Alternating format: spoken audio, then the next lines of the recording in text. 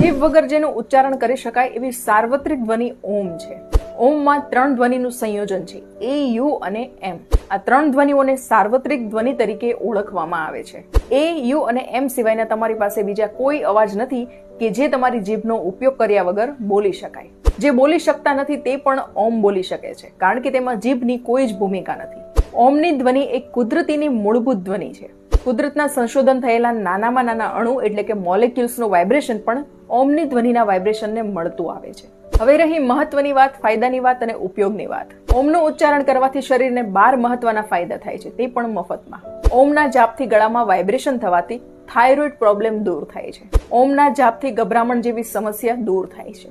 ઓમના જાપથી માનસિક શાંતિ, સ્ટ્રેસ અને ટેન્શનમાંથી કાયમી મુક્તિ મળે છે. ઓમના જાપથી બોડીમાં બ્લડ સર્ક્યુલેશન યોગ્ય રીતે થાય છે.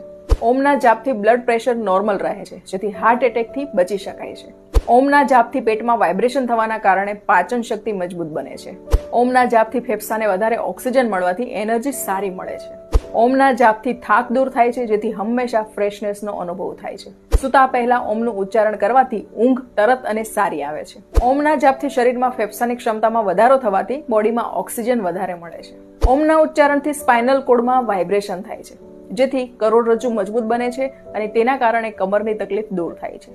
ઓમના ઉચ્ચારણથી બ્રેઇનમાં વાઇબ્રેશન થવાથી એકાગ્રતા વધે છે અને માઇન્ડ પાવર વધે છે. નિયમિત રીતે ફક્ત 10 મિનિટ ઊંડા શ્વાસ લઈને ઓમનું ઉચ્ચારણ કરશો તો મોટી હોસ્પિટલમાં ઓક્સિજનના બાટલા નહીં ચડાવવા પડે.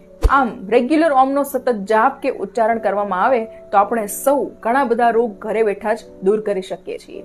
માહિતી કામની છે એટલે ગ્રુપમાં અવશ્ય શેર કરજો.